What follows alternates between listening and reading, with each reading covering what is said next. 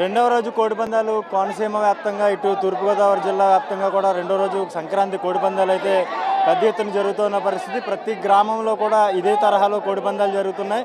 ఇక్కడ ప్రత్యేక ఏర్పాట్లు అయితే వచ్చే వాళ్ళకు ఇక్కడ వీక్షించేందుకు కావచ్చు, ఇటు పందాలు నిర్వహించేందుకు వారికి కావచ్చు ఇక్కడ ఏర్పాట్లు చేసిన పరిస్థితి ప్రస్తుతం మనం చూడొచ్చు.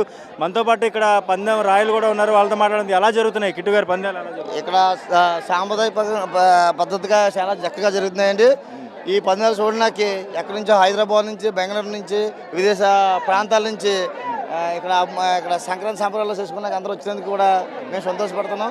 ఏంటంటే రైతులు ఈ సంవత్సరం కష్టపడి ఈ 3 రోజులు మన రైతులు కానీ వేరే వేరే పనులు చేసుకున్నారు కానీ ఈ 3 రోజులు పండగ వాతావరణంగా ఎంజాయ్ చేస్తారని అనుకుంటున్నాను. ఈ వాతావరణంలో మేము భాగస్వామ్యమైనందుకు మేము ఆనందపడుతున్నాం. ఎలా పెద్ద పందెం ఏది జరిగింది ఇప్పుడు? పెద్ద పందాలు ఏం లేదండి, మా పందాలు ఏదో సాంప్రదాయపరంగా కోడి పందాలు జరుగుతున్నాయి. దాన్ని మేము తిరగించడానికి మేము చాలా ఆనందపడుతున్నాం. ఓకే, చూసుకోవచ్చు ఇక్కడికి మహిళలు కూడా పెద్ద ఎత్తున వచ్చారు. హైదరాబాద్, విజయవాడ, బెంగళూరు నగరాల నుంచి కూడా పెద్ద ఎత్తున మహిళలు వచ్చి ఇక్కడ పందాలు వీక్షిస్తున్న పరిస్థితి. ప్రతి ఏటా కూడా ఇక్కడికి విఐపీలు కూడా వస్తుంటారు. సినీతారులతో పాటు రాజకీయ ప్రముఖులు కూడా ఇక్కడికి విచ్చేసి పందాలు వీక్షిస్తూ ఉంటారు.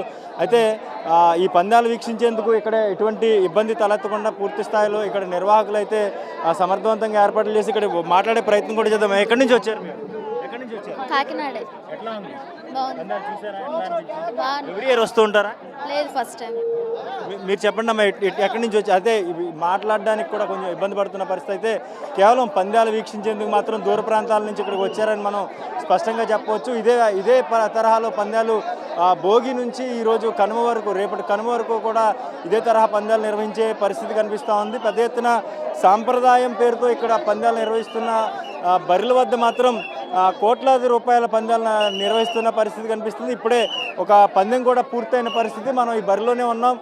పెద్ద ఎత్తున ఇక్కడ చేరుకున్నటువంటి పందెం రాయలు కావచ్చు, వీక్షించే వాళ్ళు కూడా పై పందాలు అంటే పెద్ద కోడికి మీద ఒక 50,000 నుంచి ₹1,00,000 వరకు పందెం కడుతుంటే పక్కన ఉన్నటువంటి వారు కూడా లక్షల్లో ఇక్కడ పందాలు నిర్వహించే పరిస్థితి కనిపిస్తూ ఉంది. ఇదే పరిస్థితి 3 రోజుల పాటు అంటే కనుమ రోజు వరకు కూడా జరిగే పరిస్థితి అయితే మనం స్పష్టంగా చూసుకోవచ్చు. కాకినాడ నుంచి నేను శ్రీధర్, ఐ డ్రీమ్ న్యూస్.